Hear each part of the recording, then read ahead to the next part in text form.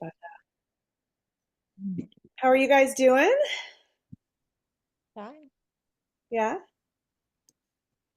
Well, it Fine. is a snow storm is just starting here in Michigan. So I was supposed to go to my writing group tonight, and we decided we're doing it on Zoom, and everything's canceled for the next like day or two or whatever. So yeah, they say 4 to 8 inches, but we're always like, does that mean one? Does that mean 12? Like, Mhm. we don't know. So yeah, we can see it's all white out there. So Yes. Oh, yeah, yeah. So we'll just wait for everyone to join us. Any updates on your writing, on your lives that you want to share? Anybody? boy. Sure. What? Oh, someone was calling me. It wasn't anything. Sorry. It's okay. Yeah, Susan. I love writing on Sundays. Yeah? Yeah. Good. It's just like I do all this other stuff all week, and then on Sundays, I just sit on the couch with my laptop and whatever's going on in the family, just block them out, and I'm just like in a zone. That's so nice. It's working for me. So Good. That's yeah. awesome. So That's, that's a yeah. I'm so Yeah. glad. That's Yeah. great. It's funny, I switched the ride-alongs to Sundays this year so that occasionally I can go to synagogue on Saturday. And Yes. and there are people who've in the past said to me, I can't come on Saturdays because of I go to synagogue, and I'm like, oh yeah, yeah. And then I want to go at times. I mean, it's only once a month. I could go other, right? But so then I decided this year I was going to make it on Sundays. And then people have said, well, but I go to church on Sunday. And I'm like, I get that, like what can I do? So I'm doing the best I can. But um, you know, yeah, it's a free offering, and I still haven't gone on a Saturday morning yet in a while, so I should definitely fix that. That's for sure. So anyway, how's everybody doing? What's new? What's new with your writing? What's new with your lives since we last were together? Anybody want to check in? I, I'll say Sorry. something. I'll Yeah, say Louis, something. I go for it. um I guess I'm not a quick study, but finally I am taking to heart some of the things about organizing your writing, not just having a practice, but organizing the writing, outlining, and I tried writing in longhand as opposed to the computer just to see. It's entirely different. Yeah, isn't it? It's It's crazy. completely different. You have to be far more intentional and deliberate about what you're writing. And I think um, I can just tell in reading stuff that I wrote on the computer Mhm. that in a Google Doc or Word or whatever, that had I done it longhand, it would have been very different.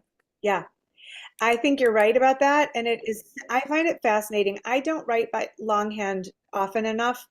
But when I do, I feel like it's a gold mine. Like I just turn out such powerful writing, and I'm like, well, why don't I do that all the time? Because it's easier to type. I type much faster than I write by hand. But I've gotten some of my best work when writing longhand, and there's actually scientific research that shows you're accessing a more creative part of your brain when you write by hand. And so I highly encourage it. I actually did it in the book writers community today. We were talking about character development, and I had some questions for them to sort of interrogate their characters on a deeper level. And I encouraged them to write by hand. And several of them said, oh my God, that was so insightful. That really released a lot. So if you haven't tried it, I definitely encourage you to do it. But I also understand the pull to the keyboard, it's definitely how I do it. But that's cool, Louise. Thank you. So, hi, everybody. We're just checking in, wanted to see what's new with you and with your writing, if anybody wants to share before we get started today. How's it going? How's your writing going? Anything all you want to share? I've been looking at this book, Which book is it? the one I think I texted Oh, it to yeah. you. Yeah. This is good. I heard an interview with the author on NPR. I'll put it in the chat. Yeah. Um, Great. but I heard an interview on NPR with the author, and I thought I need to order that book. And then I thought, wait a minute. When I started to order it, I thought this looks awfully familiar. And so I went to my bookshelf and and I already had ordered it like a year ago. So so that was good. That was fortuitous. But he's good and he's funny, and so it keeps you engaged. Awesome.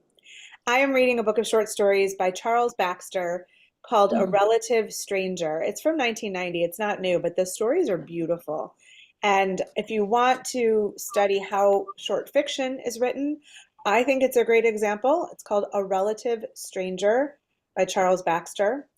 I also finished a novel recently that I could not put down. I started it one day and read until I finished it the next day, called The Wolf Hunt by Ayelet Gundar Goshen.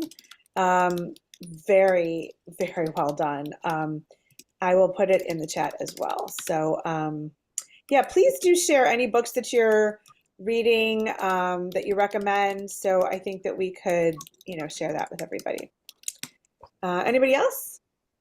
Anything to share? Updates? Anything at all? Questions? I have, Claire? I have one thing to share. If anybody happens to, is there anybody in our group that's in New York? Is there anybody? I don't know if there's anybody here. Anyway, if you happen to be in New York, the 6th through the 9th of March, I'm involved with a film festival there, focused on sort of the subject of strong women leaders. So I'll put that information in the chat. And if anybody happens to be in the city, I would love to have you as my guest. Awesome. Great. That's great. Mm. Anybody else?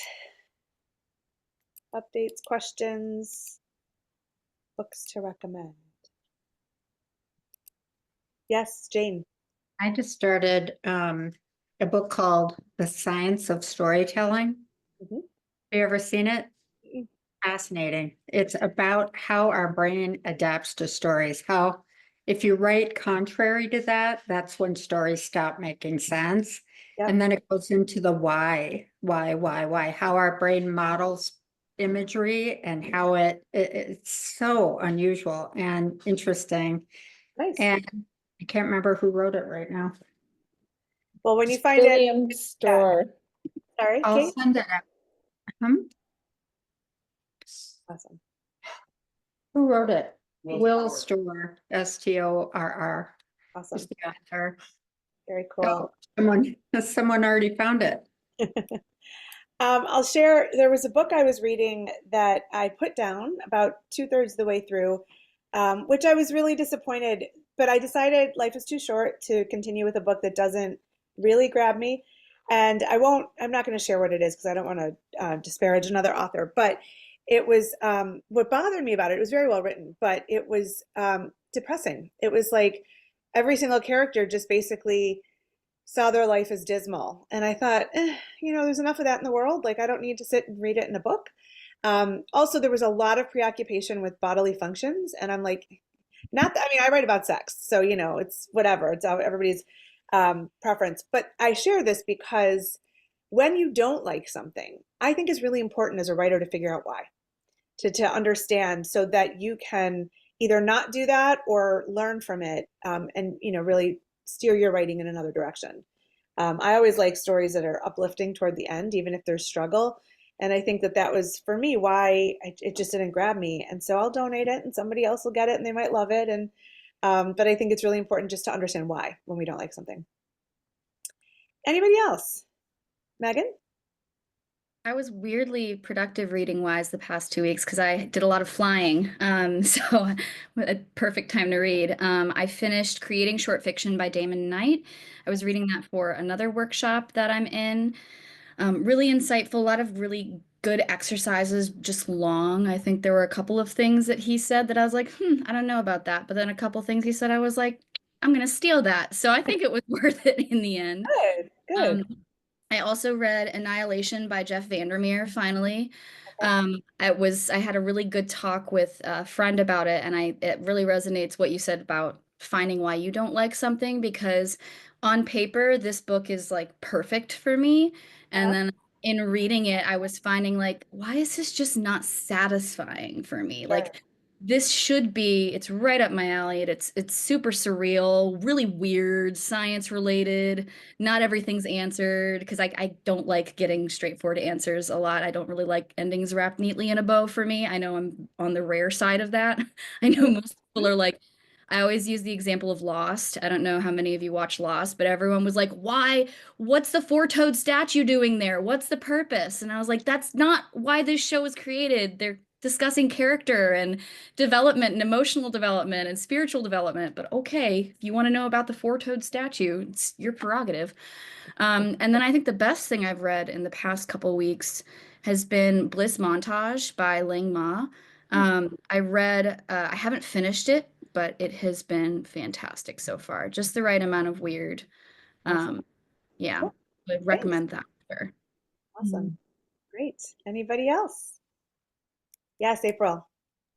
So I've been reading student papers for the past million hundred years, and so I finally decided that I would set up a structure for me to start reading something other than student papers. So I actually bought myself an hourglass that's Ooh. a half an hour, and I've been reading, trying to read every day for a half hour, and I've already finished 2 books, one of which I did not like, and then the other one I just finished this afternoon, which was great fun, which was The Seven Husbands of Evelyn Hugo. Oh, And yeah. it was just I really enjoyed it. And what was really interesting to me about this, aside from I really enjoyed the book, is that I have 3 sisters and a brother, and we all apparently need to like the same things and not like the same things, except that my older sister did not like this book. So that was really interesting and kind of like, ooh, that needs exploring. I need to figure that one out, as you say, figuring out why, not only why we like books, but why other people don't like certain things we read. Yeah, for sure. And that's a great conversation point for the two of you as well, which is really cool. Yeah. Or not. That's more like it. So what's interesting is, some of you know that since we last met, I had a book come out, and I have found that after each of my books, thank you, after each of my books come out, I feel kind of down. And I realized this time finally why, because what I like most about creating a book is the creation part. I really like the creativity and from start to finish. So from ideation to planning to writing, the big challenge of can I write it, and then making it better and perfecting it. I love the revision stage. And I even like the production and packaging part of creating a book as well. Like I love working with the editor and the cover designers and, and sort of like the whole, like shepherding the whole process through. So then when it launches, which is really when it starts to live in the world, I'm sort of done with it, and I don't know if anybody can relate, but I share this because I think it's really important to understand why you write. And for some of you who've been with me for a while, we may have done different ways into this question, and we're going to do it again today. So please humor me with that if you've done a version of this before. But I feel like it is really important to understand ourselves as writers so that we can embrace the process from our unique vantage point. And so, like, why? Why are you writing? And in a few minutes, I sent you guys the curriculum, so you know the questions, but I will put the questions in the chat in a few minutes and we'll do a little bit of writing. And I hope you can do it by hand and we can see what comes out. But I think that this is sort of a question to journey inward and understand yourself better. When we write, we're looking for something, whether it's an experience or answers or understanding. And I think we can find a lot of fodder for writing in that curiosity and in those questions. And so, what I would like to ask you to do to kick off our time together today is to just do a little bit of free writing. And I'm going to put these prompts in the chat now. They're also on page 1 of this week's curriculum. And you may not want to do all 5, and that's okay. So pick one, and then if you have time to do a second question, do that. And let's give ourselves, we're going to do 8 minutes and just see what comes up and how you feel about it. And then we'll talk about it. Okay? So jump on in, 8 minutes. We'll come back.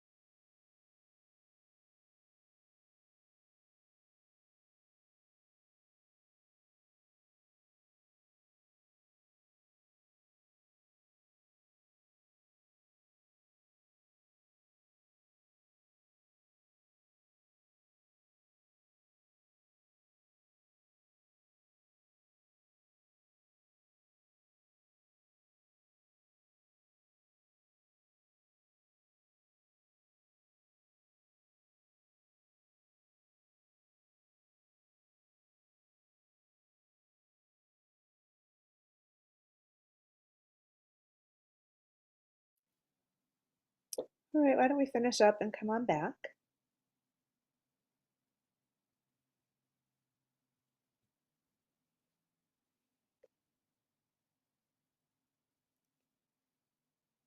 So, what did you come up with? Any aha moments, surprises? Anybody? April.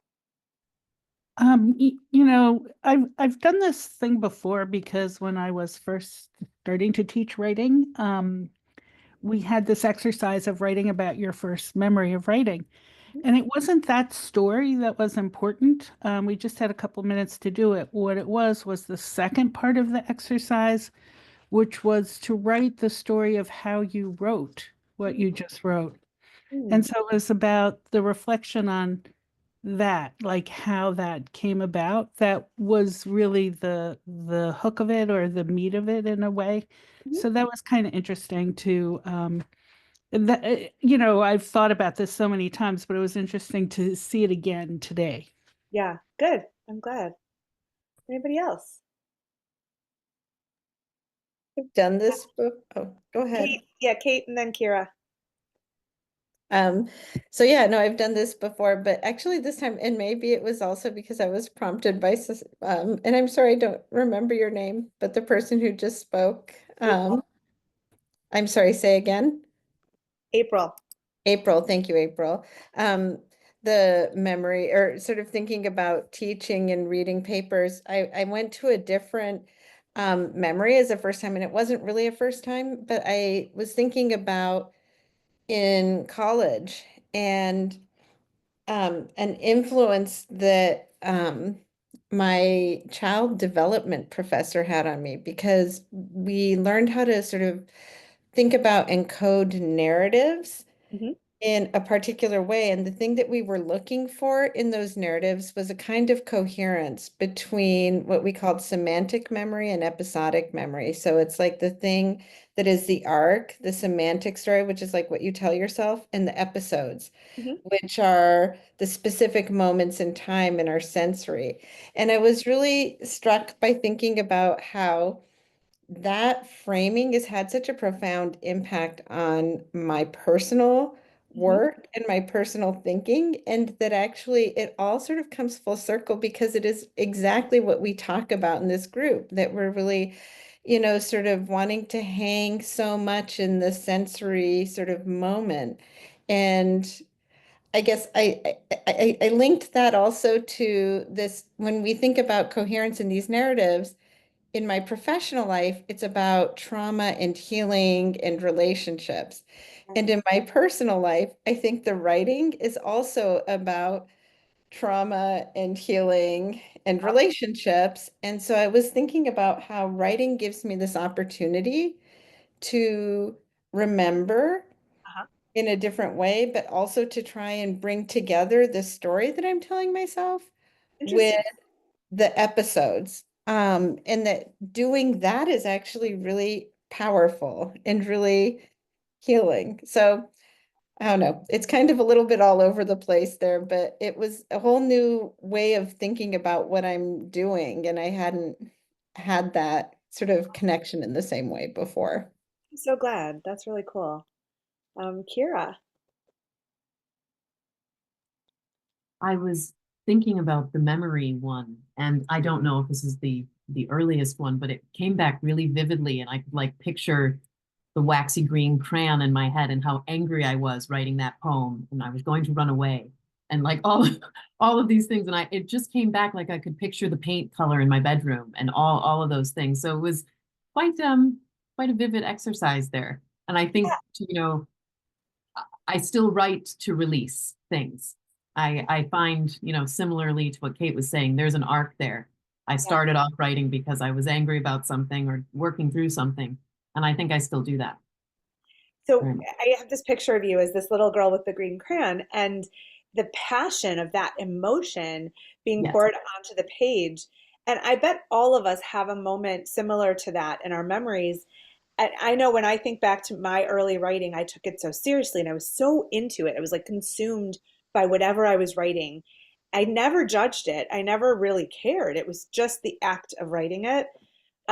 And there's this pivot that happens when you start to first of all notice that other people might have opinions about your writing, which happens, I don't know when, 7, 9, 10, whatever. And this concept of it might not be good enough, or other people need to approve it or accept it, which we shift into at a certain point, which we could be coming back to if we're saying in this program, I want to get published. And it opens up a whole new vulnerability that can really censor our voices. And so the reason that I wanted to do this today is because I think it's so important to remember, why we're doing this. And when we're writing, be in that mode of the why, because all the other stuff will take care of itself, and it's a different energy. Like I always say, submitting writing is a different energy than creating writing and working on it. But like when I go back to talking about, when my book came out, I love the process of creating. And yes, I want to make money from my books, but that's a whole different energy. And I can't be there when I'm trying to create something of worth. And so if I pour all of my passion for the storytelling and the writing into the creation phase, it's going to be a better book anyway, because I'm tying into that passion that lives inside, which is really what you need to access to write something great. It needs to not be like, anyone else is going to read this. It needs to make money for me, whatever those things are.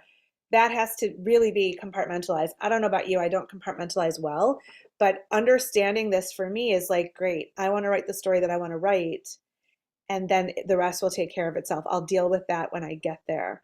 I think that's really important to try to get back to that mode so that you can create your best writing, because it's only when it's judgment free and there's nothing weighing it down, like this demand to earn money or to be validated or to have somebody else's approval, that's going to really crimp your writing ability, and so just tying into that passion, I think, is so important, and understanding it. So this was a little taste. You can go with all the questions later if you have time and you want to do some free writing, and maybe like pull out some key phrases and put it on a post-it, like on your computer or on the wall where you write or something, just as a reminder, like to get back to that passion when you are in the writing, so that you have belief that you should be writing the stories that you want to write, and that they're worth it, and it doesn't matter what anybody else thinks until much later on, if it does at all. So I hope that was useful. Any questions or comments before we move on? Okay. So we're going to do two things today. One of the things I'm doing in this year's program is sort of exploring different genres, so that it may not be a genre you work in, it may be one you already do, but so that you can sort of understand the possibilities that are open to you. And even if you're writing in a genre, you may not really fully understand what it's all about. And so we can just sort of learn these structures that exist, so that if we want to abandon them, we know what we're rejecting. That's fine. But I think there's always something we can learn in a variety of different studies on genres. And so today I want to look at creative nonfiction. By the way, next month is really going to start to focus on submitting your writing for publication. For some of you, this is old hat. For some of you, it's brand new. But I'm hoping to hold your hand through the course of this year to get you towards submissions, and being comfortable with it and starting to identify where your work might fit or where you want it to appear. But so right now, what we're going to look at is creative nonfiction, talk a little bit about the genre. There's an article I'd like us to read to sort of discuss the genre, and then we're going to read a piece together and deconstruct it. And it's written by a woman that I know whose writing is really phenomenal. And I sent this to you guys in the curriculum, so you may have looked at it already. You may not have, no worries if you haven't, but we can just talk a little bit about it. So does anybody here, do any of you feel like you write creative nonfiction? Like that is your genre? Yeah? Okay. So what does that mean to you when you think of creative nonfiction? Like, how do you identify the genre, I guess I'd say? Well, because a lot of mine is memoir, I think of it as sort of nonfiction in the sense that it's not autobiography, so it's still like potentially distorted through memory, but I am, striving to sort of tell the story of a truth of my experience. And the creative part to me, like it was really exciting when I heard that the first time, because because I actually really care about prose and the way that we convey things through language that are not the words, the content meaning, right? It's like, how does it sound? Um, and how does the word or the organization make you feel and convey whatever is in the words? And so that's like the aspiration to like both tell in the words and through the words. Yeah, I love that. That's great. Claire? Yeah, and I think there's a sense of being able to be creative in the form as well, in the how you're telling it, right? In various ways. Yeah, So I enjoy that. cool. Anybody else? Yeah, Susan. I just love poetry. I like to write it a little bit, but not as much as the essay. And I feel like it's a place that I can be poetic Uh-huh. in there. So that kind of makes it the creation of the cadence of the words. So, similar things to what Catherine was saying. The flow, the feeling of when I read it, it creates another feeling Yeah. that maybe somebody else could relate to as well. Yeah. Yeah, that's great. That's awesome. Mhm. Anybody else? Maureen? Like Kate, I really like the terms creative nonfiction because I don't think memoir or autobiography really does explains it well. Because I think when we write and we're remembering, but it's a different process. We're not in that moment. We're somewhere else, Mhm. and so we're creating something different. Yeah. And I really like the creative nonfiction label. Yeah, that's awesome. Yeah, so let's just talk about it a little bit. I love this genre so much because it's basically taking all of the beauty and literary flair of, any kind of storytelling, but it's using facts and real experiences, but you're telling it in a very literary and beautiful way. Compared to like journalism, which is like just the facts, man, like just sort of, what's important, what do we need to know, and how do we just sort of convey the news. So we're gathering all of that, but we're using our own voice and flair and style to make it beautiful and highly readable. What's interesting is that, anytime you're writing, factual stories, you're doing your best, but you're not actually like 100% beyond the shadow of a doubt truth, because we can't remember every little thing.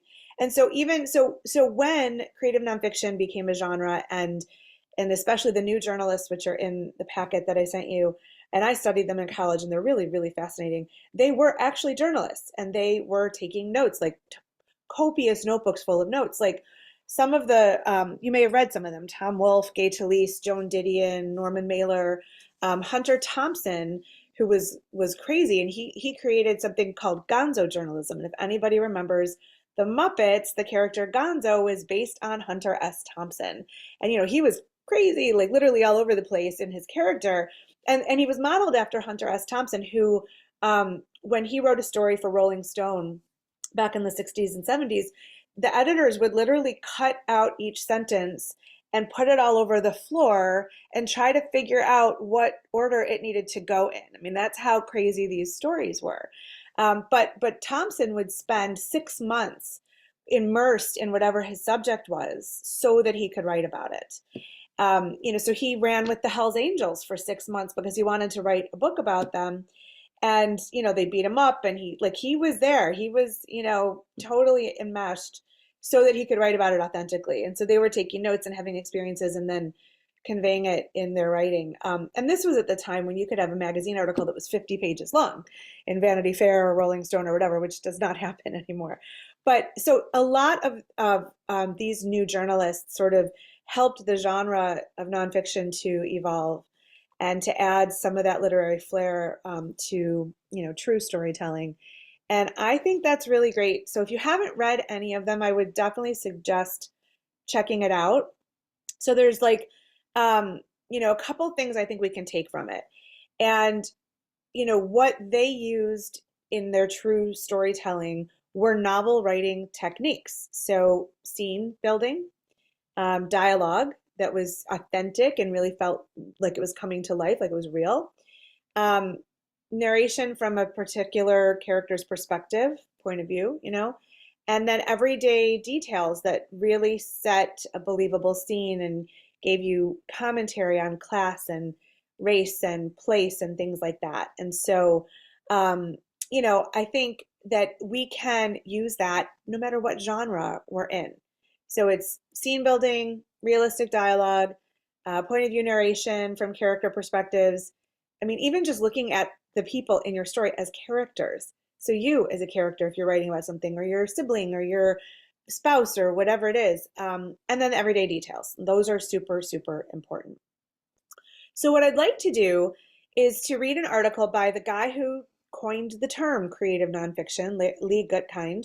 And he also founded Creative Nonfiction Magazine, which is very, very hard to break into. And he defines it as true stories well told.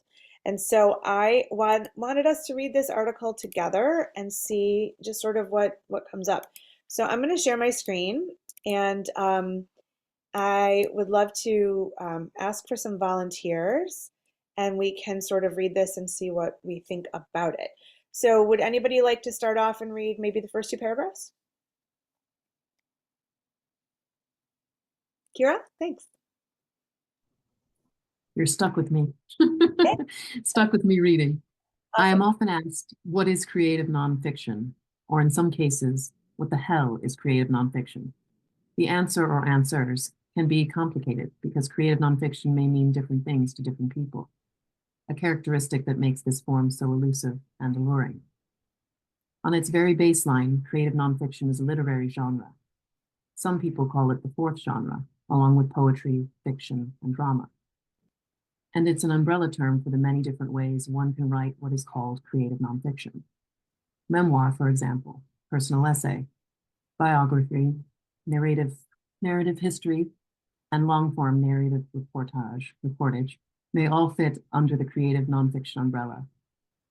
Recently, as the genre has evolved, there have been offshoots to the genre like speculative nonfiction, autobiographical fiction, lyric essay, and the visual essay, to name only a few. Thank you. I would also argue that Flash can be a form of creative nonfiction. So there's so much evolution of genre that we'll get into this year. Would somebody like to take it from Writers Who Write? You can just jump in and start reading. Susan, sure. Writers who write creative nonfiction are very different in voice, orientation, and purpose. But what they have in common is that they are, in one way or another, writing true stories that provide information about a variety of subjects, enriched by relevant, thoughtful ideas, personal insight, and intimacies about life and the world we live in. And this scope and variety is exactly what makes creative nonfiction significant and, these days, so incredibly popular. Freedom and flexibility are words I like to use when defining creative nonfiction, for the genre invites writers to push boundaries and open doors, offering them the opportunity to use all of the techniques of the fiction writer or the poet, dialogue, setting, description, inner point of view, seeing through the world through the eyes of the person about whom they are writing, in order to capture a reader's attention and enlighten and intrigue them through nonfiction. Thank you. Who wants to pick it up from there? There are very few rules of writers of creative nonfiction. You can predict the future, speculate about the past, or imagine what could have happened or what someone might have been thinking, as long as you don't violate the reader's trust and in the process your own credibility. There are, however, limits to the freedom and flexibility that make creative nonfiction so attractive and compelling. Legal, ethical, and moral issues that are challenging and in many ways impossible to clearly define. Freedom and flexibility and daring are governed by responsibility, not just to the people about whom we write, but to those who read and publish our work. Nonfiction itself has had a bad rap in the literary world. For a long time, it was commonly believed that writing nonfiction was generally inferior to the writing of poetry and fiction. Nonfiction is a pleasant way to walk, Larry McMurtry once wrote, but the novel puts one on horseback. And what cowboy, symbolic or real, would walk when he could ride? Thank you. Who wants to pick it up from there? I remember reading this from McMurtry, who had written a great deal of nonfiction in addition to his many novels and stories, and feeling more than a little annoyed and, at the same time, amused. He had to be joking, I thought. Or maybe he had just fallen off his horse. I pictured the comedian Rodney Dangerfield, who became rich and famous for the line, "I get no respect," which in many ways has been the story of creative nonfiction in a nutshell up until the present day. The addition of the word creative to nonfiction was at first controversial, but it gradually reversed the belief that nonfiction was somehow second class, a cut below poetry and fiction. It liberated all writers, journalists especially, releasing them from the long-standing rules and boundaries that had been so restrictive and inhibiting. For novelists, poets, and essayists, creative encouraged experimentation and offered new avenues of expression. Scientists, physicians, engineers, Atul Gawande, Hope Duran, Siddhartha Mukherjee, Henry Petroski, to name just very few, were intrigued by the notion of being creative and began to write true stories that humanized and revealed the behind-the-scenes intimacies of their professions. Thank you. Atul Gawande in particular writes a lot about medical things so beautifully, like just amazing. Read about like 4 of his books in med school. They had to read a lot of him. Right. See how perfect that you got him. So that's awesome. Last 2 paragraphs, I can finish this off and then we'll discuss it. So the interest in true stories motivated and opened doors for others who were not writers by trade to share their life experiences, finding meaning in the process and fulfillment in the connections they forged with readers. This transition and awakening to the potential and power of nonfiction that allowed and encouraged creativity did not happen overnight and was not without resistance and often bitter infighting. Change was difficult for the literary, journalistic, and academic communities, steeped in tradition and long resistant to new ideas, to accommodate. Indeed, the resistance in some corners far exceeded the scale of the change itself. The change was hardly drastic and was not really, when one looks back over the history of nonfiction, much of a change at all. Writers had been writing nonfiction that was creative and imaginative for centuries. Familiar and famous names you will recognize: Daniel Defoe, George Orwell, Charles Dickens, and many others, for centuries.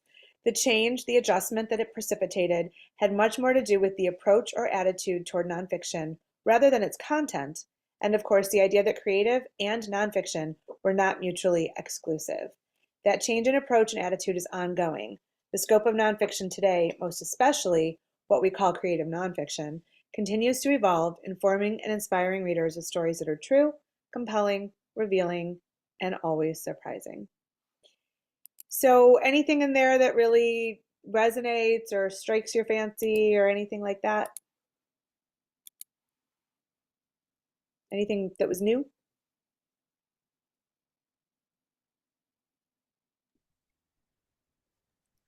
So, Go oh, ahead.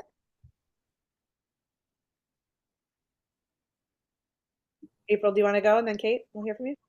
Yeah, I was hoping Kay would go first. I mean, I think I might have gotten stuck on and perseverated on this point and missed sort of the ways in which, like, the idea is to sort of say, hey, we get to do this on our terms, but it also felt like a long justification for doing this thing, and I felt a little annoyed by that aspect of it. Like, what? Like, Yeah. what do I care if this is like valued or not valued by, whatever institution? And why do we feel like we have to sort of justify it Yeah. rather than just name or describe it? And so I got kind of stuck on that. And it made me think a little bit about the point you were making earlier, Lynn, about how important it is not to write with that sort of observing other on your shoulder, judging and censoring and all of that. And this article kind of took me into that judging, censoring, justification sort of place. So, I mean, I liked some of the points, but that was really what I took away from it No, right I now. get what you're saying. I think, listen, he's trying to say this is valid, and he came up with the term, so he's got a little defensiveness there, for sure. And I do think, I think you can write your stuff and call it what you want and submit it and get it published without being too concerned about like, what is this? I think when you're somebody who starts a publication and tries to come up with a term for something, there's a little bit of self-importance there and a little bit of like, take me seriously. So I think we want to understand that that's where he's coming from. I just wanted us to take a look at like, this is a pretty new genre. I think it's really important to understand that there are newer genres, autofiction, flash, like those are newer. Um, and yet people have been doing this forever, so like we're just sort of finding, so like what's helpful about naming it is knowing where it can fit.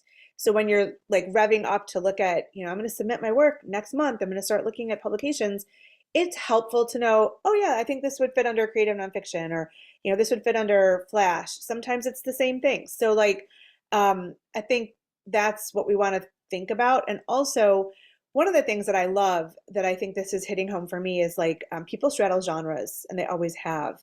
And especially throughout history, there were writers who experimented with form and structure and got a lot of pushback, but still put their work out there. And then they ended up paving a new path for writers to come, So I feel like you guys can understand the genre and take chances to sort of play with it in your own way, because that's what writing is too, but yes, I totally, totally get that. April, what were you going to say? Well, there were a couple of things. One was that I like the embrace of the range within which all of these different things fall. But also, what he's really defining for me is the very nature of what an essay is, because that's what Montaigne meant when he developed it in the first place. He was talking exactly about this. So there's this element. I mean, also the Gutking article was his idea of creative nonfiction is not, this is an older piece. I mean, this is something he wrote at least 20 years ago, if not 30 years ago. And so this idea of if he was having an argument, it's something he had a long time ago. That argument, is kind of over in a sense. But I appreciated also there are certain things like what is our responsibility and who are we as writers and what kind of relationship do we form with our readers, and that to me is really important. Thinking about it is, am I going to be withholding? Am I going to be, am I going to be too effusive or condescending or any of those kinds of things? Like, where are my responsibilities in terms of developing what I want to be a lovely, constructive relationship with my reader? For sure. It's interesting. Last night I was at my synagogue for a lot of hours. I'm on the board, and we had to do some budgeting thing. And in the middle of two meetings, there was the evening service, which they don't always know that they're going to get enough people. We need to have 10 people to say certain prayers. And so they asked if I could come, and I said, I'm going to be there anyway. Sure, I'll come to the service. So there's this really sweet man. His name is Bob. Very, very sweet, soft spoken, just like you want to give him a hug. He's a really cool guy. And he came up to me, he goes, Lynn, I found this article by you, but there were all these ads. I couldn't read it. I don't know what I was looking at. And I'm like, oh, like what article? And anyway, it turns out it was the first essay in my new collection that's been published on Story Unlikely, and it was just published recently at Judith Magazine as like a way to talk about the new book. And so he saw it on Judith Magazine, which is a Substack publication. I don't know how he got ads, but so I found it for him. And this is a first person essay, guys. This is creative nonfiction 100%. So it's my experience, and it's a braided essay about a relationship I had and when I was considering becoming Orthodox. And so it's like my experience. And he said something like in the first paragraph, I said something about Orthodox Jewish observance. And he's like, well, I don't know if I agree with that. And I was a little taken aback. And I just sort of smiled, and he hadn't read the piece, and then he read it and he texted me later and said, I'm reflecting. I read the whole thing. And I'm thinking, and it just bothered me. Like he was saying, I don't know if I agree with that. And because it was my experience, creative nonfiction, right? It's how I see it. And as if I was presenting a fact, I was presenting an experience. And it was so interesting for me to watch my reaction to this comment, which once your writing leaves you, it leaves you. It's whatever it is to the reader. And so he can argue with it, he can take issue with it. That's, it's a relationship. But it was so interesting because I was like, I wanted to say, wait, this is my experience. It's not for you to disagree with. And I just chilled out, remembered Bob's a very sweet man, and like it's all good. But it's funny because what you're talking about with that relationship, April, with the reader, it is a very special relationship that I don't know if we always think about. And I don't think we should think about it when we're writing. But once we start to put our writing out in the world, I do think we want to put that into effect, or at least be cognizant of it. Yeah. Anybody else? Maureen? Yeah, it made me think of the importance of labels. Because Yeah. how many times have we read something that's called autobiography or memoir, and then you find out that all of it wasn't true, factually true, that Sure. there was some creativity being thrown in there. Yeah. And then that discredits the writer, and everybody's all, angry and Right. disappointed. So I think creative nonfiction just sort of covers it all. It does. Yeah. It does. If you think about the word memoir, it's French for memory. And like, is your memory perfect? Absolutely not. Like we've talked about this before. You could be at, a family event, and like years later you're talking with your siblings or your cousins and like, oh, remember when this happened? And they're like, it didn't happen like that. And you're like, but no, it really did. This is how I remember it. They remember it so differently. And if we all write that essay, and they're all very different essays, are they not true? Have we been misled? Or are they all true? I mean, I think that's fascinating, right? I think maybe we put a lot of pressure on our stories to be, better than maybe we could even make them, Megan? I just wanted to note from a neurological perspective, anytime you recall a memory, you're rewriting it. So you're recoding it into your brain every time you bring it back. And so if you think about a game of telephone, I don't know how long it's been since anybody's played, but every time you repeat something, little things get changed, little errors, and they build and they build. And that's why you have people who were convinced that they were at an event or that they witnessed something that they did not. And it's just really, really interesting how the brain kind of works to adapt to your current environment and surroundings by kind of taking the past and the present and kind of rewriting what you've experienced. So one little neurological tidbit from the psychiatrist. So. For the doctor in the room, I appreciate that very much. Awesome. Susan, were you going to say something? Yeah, it kind of made me think about like the whole creative piece of it, and how we are like always creating, just what Megan said. And I was working on a piece that I've sent my cohort that we're going to talk about in 2 weeks. And it was something that happened to me 40 years ago. And I have my diaries, and I was writing it without the diaries. Then I went and dug them out of the closet and I started reading. And it wasn't, the intensity was that I'm feeling as I'm writing it was not reflected in the diaries. There was like days and days and days and days and days of me doing other things and going here and going there with my friends. Yet my takeaway, and the story I've told everybody that's asked about, oh, tell us your like worst boyfriend breakup thing, that this story became so pivotal in my life and so like horrible. Yet when I look at the diaries, there were so many other things that happened when I was away that were just as horrible or just as good. Yeah. So it was really chilling for me to go back and read those, and so valuable. And also when I finished writing the piece, I was like, I'm done with this. Yeah. Like, I don't know if I would have been done with it if I didn't have the diaries, because it was almost like, okay, you've been in therapy long enough with this stuff, you do not need to process this again. Right. Like, you're done. Yeah. And you were I love that. probably done, 39 years ago, like after it happened. So that's very interesting to me. Yeah. Yeah. So I want to just talk for a minute before we get into reading Laurie Stone's essay today, and deconstructing it, is about how we write, especially when it's creative nonfiction. So, we're trying to remember, or we're trying to recreate an experience, a scene. How do you guys normally go through it when you're aiming to write a piece like this? What's your process?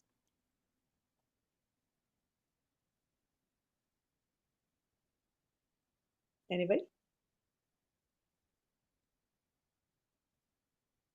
I think that I just start writing and then just follow what I'm following, what the words I've just written are telling me are going to come next. I mean, that's how I always do it. I just start writing, and it sort of is like, well, it will lead me somewhere or it won't. And if it doesn't, then I'll try again or start again or something like that. But I'm not a planner. I mean, I'm more of a language follower. And so each sentence or phrase kind of seems to open up the next sentence or phrase as I'm, and I might have a story on my head, but I'm really just trying to tell it according to the way I've started telling it. Sure. I'm not a planner with creative nonfiction either. I just sit down and write, and I often don't know what it's about or what am I getting to. And it's interesting. I watched a documentary recently called Breath of Fire. It's about Kundalini yoga. I don't know if anybody knows it, but and I had a lot of yoga clients early on in my marketing company for like 5 or 6 years. And the last one I had was a Kundalini practitioner. So I knew about it. I think it's a little kooky. There is a cult aspect to it. And after I watched this documentary, I thought, I want to write an essay about those 5 or 6 years of having all these yoga clients. And I don't know what my point is. I don't know what I'm trying to write, but I feel like I need to write something. And so what I did was I sat down and I just, started writing, typing, whatever. I think I had 5 pages single spaced of like stuff. And it made no sense. And I was like, what memories do I have? Who are the people? Who are the characters, et cetera, et cetera. And I kept, writing this stuff down. So what I did was I printed it out and I took a highlighter and I highlighted what I thought were either vivid scenes or great sentences or like really good details to see what was good. And I have to tell you, out of the 5 single spaced pages, I think it was maybe a third of it, to be honest.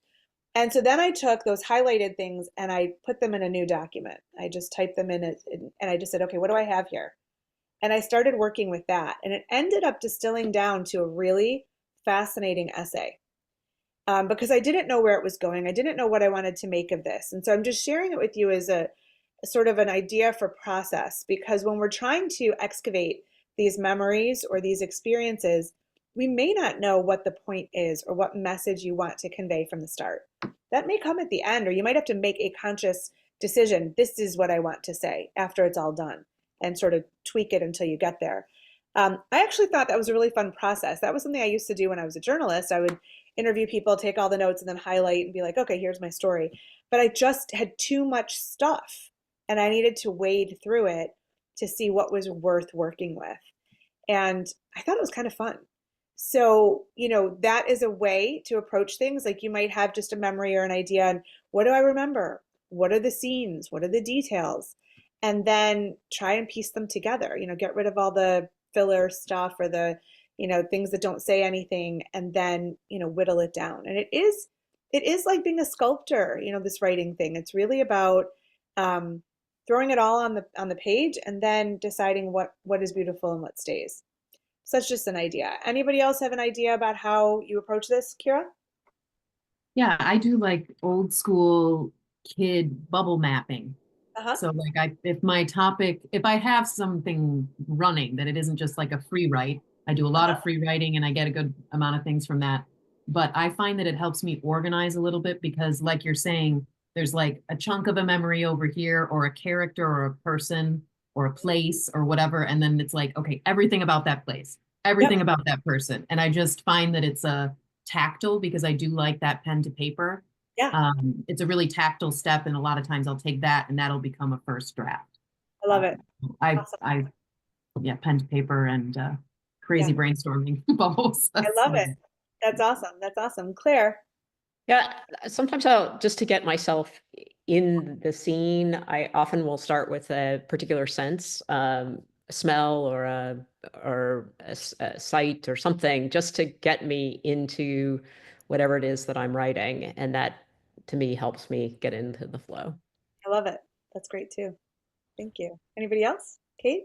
I will say, I don't know that this is every time, but it is like something that does show up consistently for me. And I would say I have lots of different ways that I start writing and do my writing, but expose like two thoughts. One, I'll have a passing thought that is a phrase or just a way of saying something, and I'll like it and I'll think, I want to figure out what to do with that. And I'll jot it down and I'll go back later through my iPhone to find all the random notes I sent myself about, and it'll jump out at me as like something I want to keep writing about.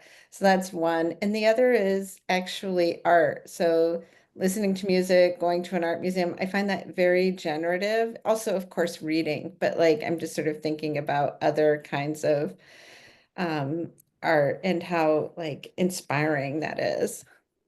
Yeah, I love that. I think there are lots of mediums we can use. I mean, I've mentioned to you guys Suleika Jawad and her isolation journals, and she combines, art like, painting and drawing as a way into a topic as well. And some of the prompts that she will give combine the two, and so that's a great Substack to subscribe to. And I think also like Kira just said notes, is that right? Yeah, so like talk to text works for me. Like when I want to write about nature, it's a real conundrum because I go out into nature and I just want to be there. But if I don't take notes, I won't remember for the writing. But if I take notes, I'm not being there. It's like this, dog chasing its tail. And so I'll talk to text on my phone so I'm not stopping. Sometimes I will take a little handheld notebook and I'll just be like, there are little stops in my hike. But I don't want to ruin the experience, but I need to record the experience. So what do? So all great ideas. So we're going to read an essay by Laurie Stone, who is an amazing writer. She's somebody I know, and she has a really interesting way of writing. She has a beautiful Substack as well, and it's very stream of consciousness, and she's been writing for a very long time. She and her partner will sit together in their office and sort of volley ideas back and forth to create, an essay. And so she's pretty interesting. So this is in the Paris Review, and I'm going to share my screen, and I thought we could read it together as our sort of reading to deconstruct this month and see, what does she do and what do we like about it and what is beautiful and what is problematic and what don't we like, and just sort of, see what we can learn from it. So it's called Windows and Doors by Laurie Stone. It's in the Paris Review. It was published in November. And so would somebody like to kick us off? Susan, did you want to? Sure. Okay. Workers are installing sliding glass doors on the mudroom. Can you hear the drilling and hammering? I love when you can't tell what season it is. Tables and chairs, usually on the deck, are sitting around the grounds, and I can't do the things with the garden you're supposed to do in the fall. I'm upstairs. Around my shoulders is the down comforter I bought at a yard sale in Scottsdale. Richard misses the warmth of Arizona, which to him was anywhere but cold, damp England, where he lived without central heating. Yesterday, I walked with a friend I've known almost all my life, and another friend I've known even longer sent me an email. Another friend got in touch too. This third friend's email was the place where train tracks switch and your life takes a different course. And I could see why the novel mistakes for meaning the beautiful patterns that form in a life. Thank you. Who wants to pick it up from there?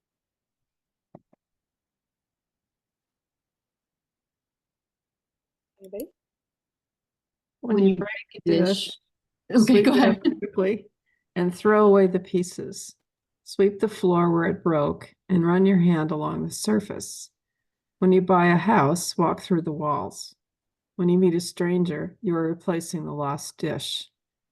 When you think about friends who are out of reach, imagine yourself in a line of text, moving across a page, and each of the letters is a person you know, walking along briskly with you.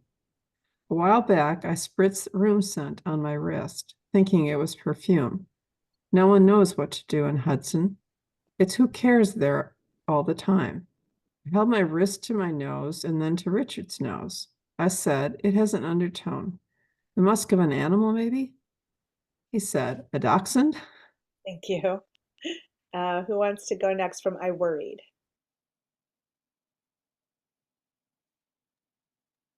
I'll do it.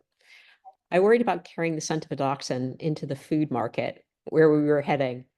I bought small pieces of chicken, Milanese to eat while we walked and to save some for Richard. I liked eating on the street. Richard is, really? It reminds me of New York. Around this time, and just as I was thinking Richard wouldn't leave me, an owl flew away from Central Park Zoo. During the year the owl lived, people posted pictures of him, looking happy on a branch here and there. Richard said he hoped I would go off him as time went by. We were more interested in freedom for the owl than freedom for the inside of our relationship. The natural state of an owl is to fly off in one bright flash of love. Thank you. How about From the Other Night?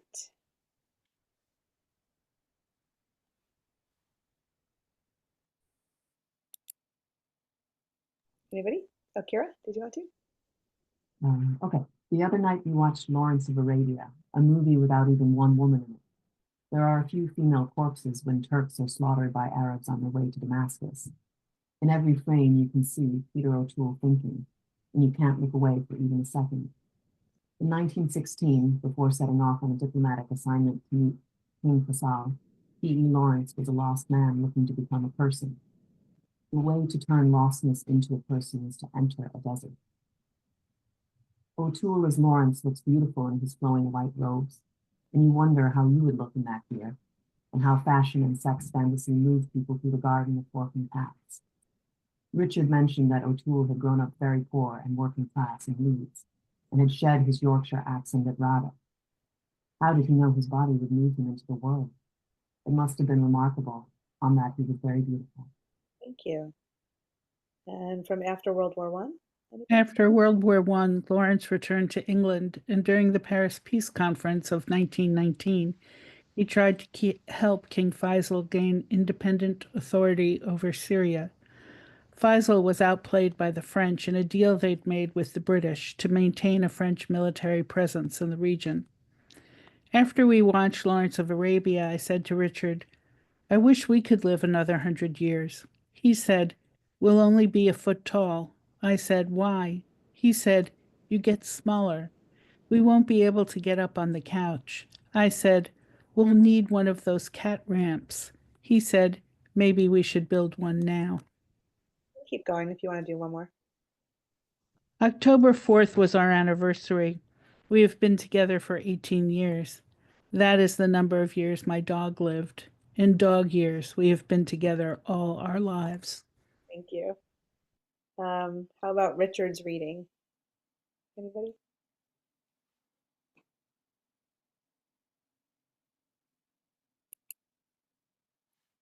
No volunteers?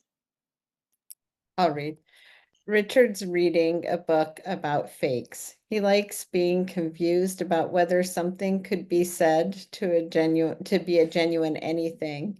The best thoughts are love affairs you can dip in and out of until they become words. I love to sit on a bench and watch the world of Warren Street float by. Richard is pretty sure it means we have entered the Altergeckers portion of our program. I don't care. A woman passed us on Warren Street once, sitting on this bench, and she took this picture. That's the two of them. And then we have 3 more paragraphs. Does anybody want to read it, or should I finish it off? Anybody? Okay. The picture was taken when spring was becoming summer. The woman said we looked happy. We are happy on Warren Street. We walk hand in hand, or I link my arm through his. When I first met him, I tried walking with my arm around his waist, and he didn't like it. He felt twisted up and demonstrated the feeling in a wrestling hold. He said, "Can you walk like this?" I still miss that way of walking. Today in bed, as we were having tea, he said, "Every day with us is a mitzvah." I first laid eyes on him. There was more. I first laid eyes on him. There was more brown in his hair. He was wearing a different pair of very cool glasses. That and the English accent and the adorable face and the sleek body and a brain that is a dachshund, sniffing around at everything, were immediately appealing. He's a witch, so after 18 years he doesn't look that different. Never mind about me. October 4th, 2006 was the luckiest day of my life. Everything changed. Everything that is good in my life became possible. I was 60 years old and he was 56. Life stretched out before us, not as more life, but as a different life. If we act like teenagers, you know why.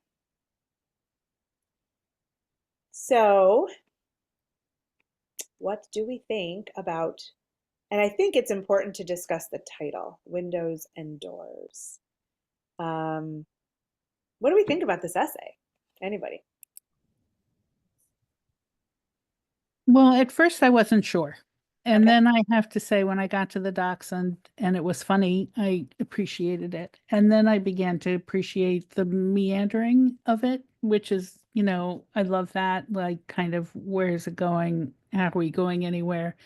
And the humor spoke to me, and I love little pieces of dialogue. It's one of the things I really respond to. Just one or two sentences of dialogue really in essays I think are really fun.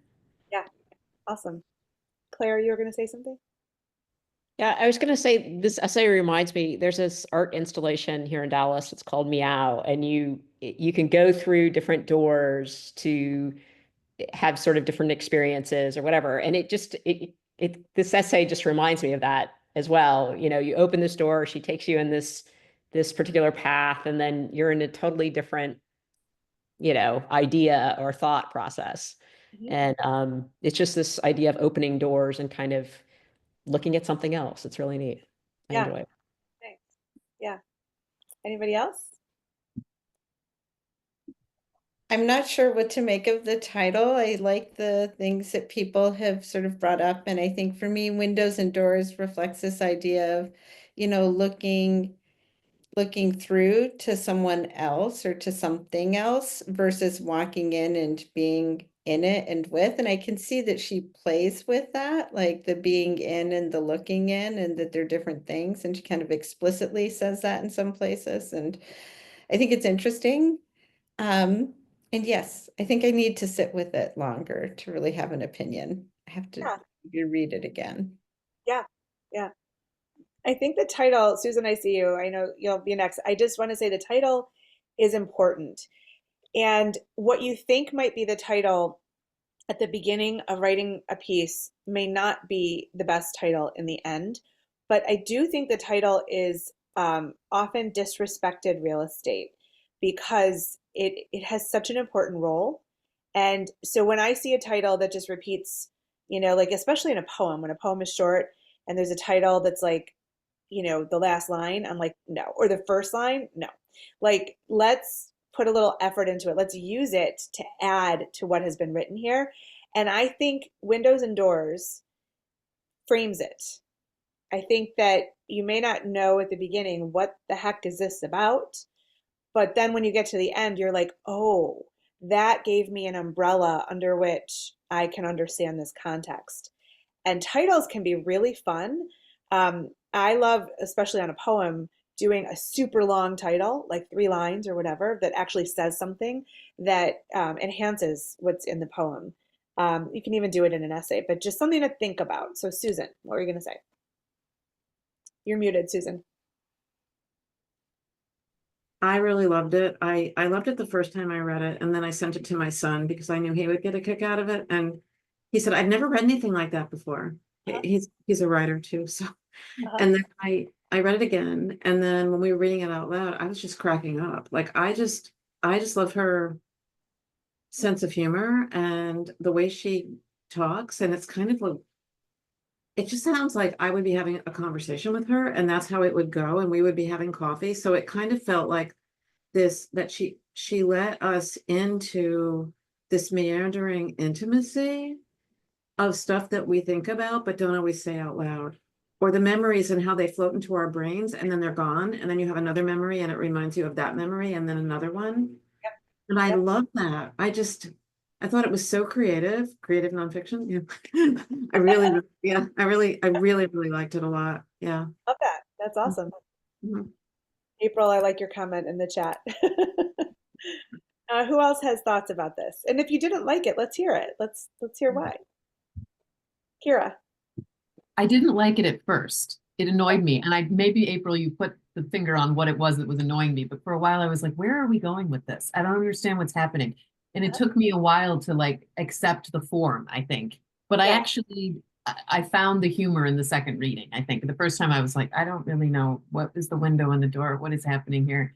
It took, I wasn't quick enough, I guess. But No, I think it's an essay that it has to grow on you. You have to like settle into it and be like, now I see. Now I see, you know. But at first I was really like, what are you trying to do here? I don't understand if this is like avant-garde or like what exactly is happening. But in the end it worked. Yeah.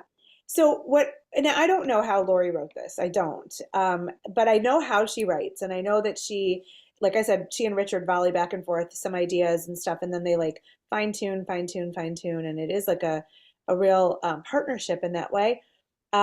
My guess is, if I were to just, spitball, they watched Lawrence of Arabia. She writes a lot about movies and culture like that. So somehow she watched it and something was triggered in that. And there was something about maybe she came across this photo, that maybe it's just like sitting in the office or whatever. And because they live so entwined, he always shows up in her stories. And so, he's always present. And this is like a part of all of this. And so, I feel like she just sort of was like, well, we just watched this movie. What am I thinking about it? Oh, remember that owl? And she sort of like said, well, what do all these stories have in common? Like, if you notice, this friend got in touch and then this friend got in touch and then this one, again, windows and doors. Like, where are the openings? Where are the closings? And so there's a little bit of a sense of, you know, like finiteness of desperation. Like, I'm so glad I found this love. And, we thought we had all this time ahead of, or not all this life ahead of us, And it's like a very, even though they've been together 18 years, it's a very like honeymoon kind of love type of thing, and also like, I want to hold on to it, even though I'm much older now and, but I'm so grateful. And this is how we're going through life. There's always openings. That's my guess, is that there was something that triggered it, like Lawrence of Arabia. And then it just sort of was stream of consciousness. And she said, how do I pull this together? And I bet it went through lots of refinement before it came into this, is my guess. Other thoughts? Yeah, Megan.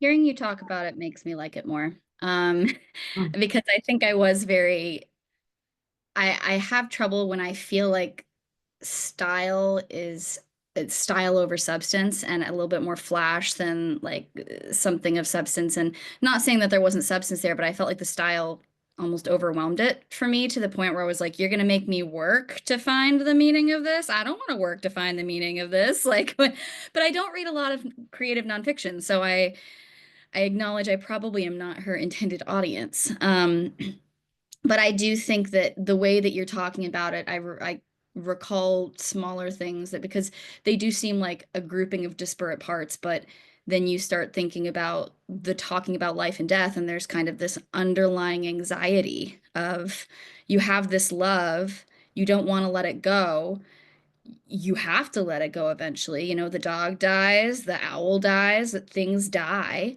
but wanting to live like teenagers to seize that moment, despite those things coming in the end. I will admit, Lawrence of Arabia threw me. I don't really know how that one fits in with my theory, but I guess I'm just a little bit like, I'm not used to like trying to grasp it at theme. But again, I'm not a normal, like, I don't read a lot of creative nonfiction. So for me, I'm not really familiar with, I guess, a lot of like some of the patterning and how maybe, you know, theme is more subtle in certain ways than others. So I don't know, but that was just my read on it. But it really cool like details though. I mean, I it almost felt like throwing photographs at me, or Yeah. you know what I mean? Just like image, photograph, piece of this, piece of that, and then trying to string it all together Mhm. in my head. So does anybody have thoughts about how Lawrence of Arabia fits into this? I mean, we have 4 paragraphs.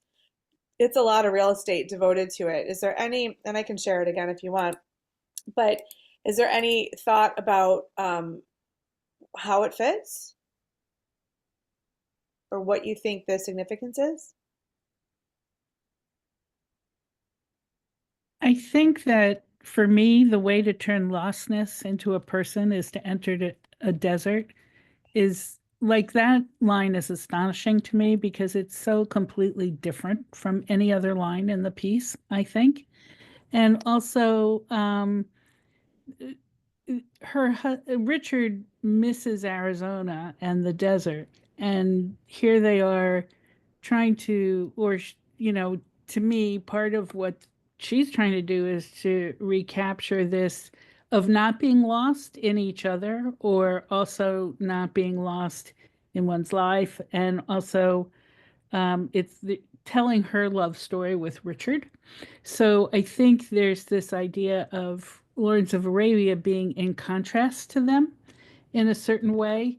And seeing also, I think that Richard is Lawrence of Arabia in a certain way. So I think that there's lots of like weird reflections and mirages using the desert metaphor Yeah. in this. It's interesting that, Richard mentioned that O'Toole had grown up very poor and working class in Leeds and had shed his Yorkshire accent at RADA, which is Royal Academy of Dramatic Arts.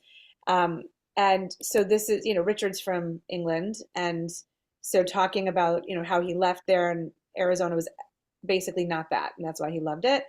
Um, and so, that's very interesting. And then as we get through all of this, she says to Richard, I wish we could live another 100 years. There's that wistfulness, that like, oh, please, I don't want to let it all go. And this movie is 100-ish years ago, or whatever is with the time period. And so like, look back to that. I want to keep going.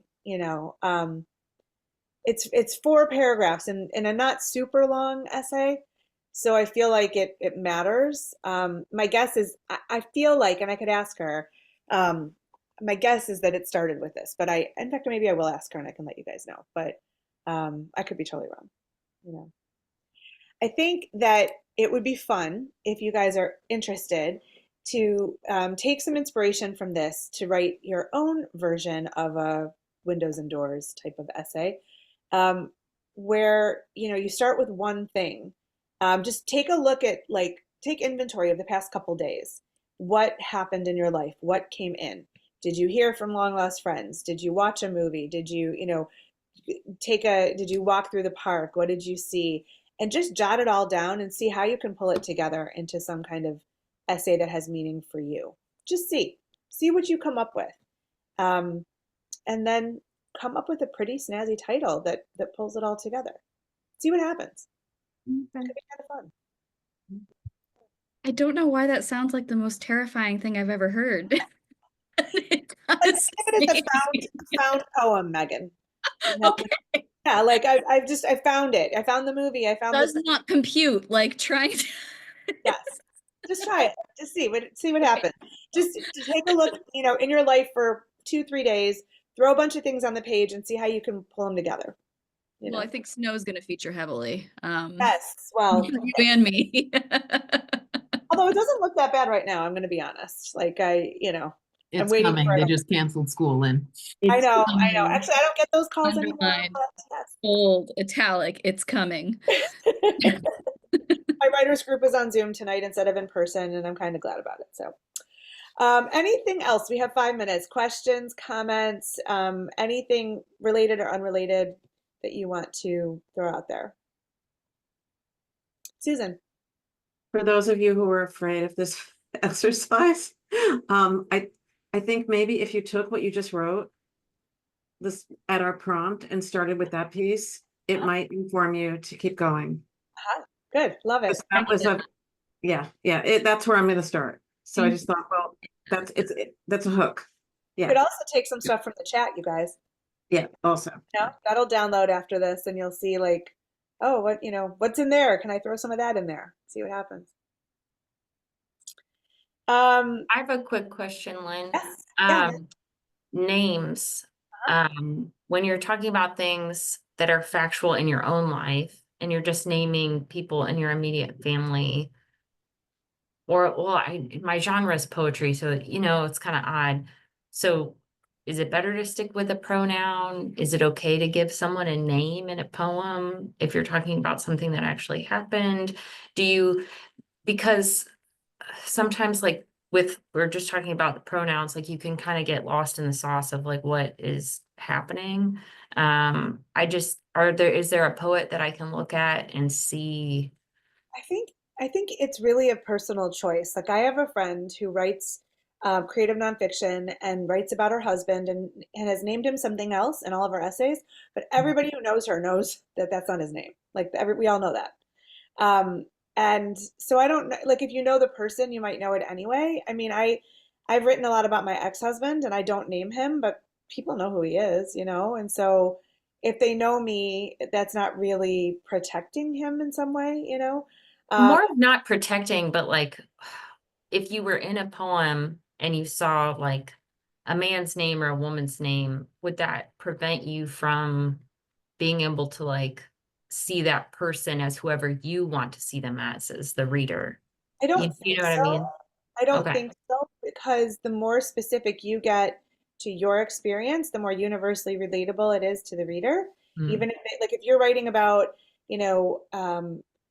being in Hawaii on the top of a volcano and the reader has never been there, the more specific you get to the volcano, the more they can actually relate to it. It's like counterintuitive, but that is actually how it happens.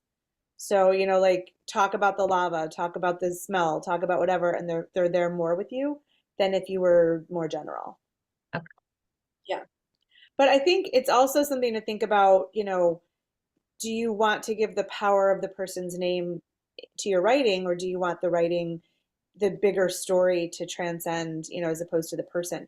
So sometimes you could just say he or they or, whatever, and that can be enough, or the guy, or, like, I don't know that you have to name them. Okay. Yeah. Okay. In fact, you could play with words to describe who is this person to you, you know, Mm. the lover, the partner, the, Oh yeah. you could also be really deliberate with those words and that connotes something different. Mm. So the reader's like, oh, like it's not, maybe it's a husband, but it's also I don't know what, like albatross or I don't know, noose. I don't know. That's Just, helpful. Thank you. yeah. Yeah. Anybody else? So next time we will have critique cohorts. I've read all your pieces and I'm going back over them, and amazing stuff, you guys. I love what everybody submitted. We are booking up San Miguel already. So if you're interested, you don't have to apply. You just tell me and you have a spot. Some of you already have. And it's going to sell out really fast. It's going to be a pretty awesome retreat. I cannot wait for it. So if you'd like to come, I would love for you to come. And we also do have a reduced price if you want to come with someone to share a room, like both retreat participants. So that is a possibility too. So if you want more info, let me know. Some people are bringing significant others. You can do that too. It's going to be fun. So anyway, anything else before we say goodbye for today? All right. It's great to see you guys. I'll see you in 2 weeks. Take care.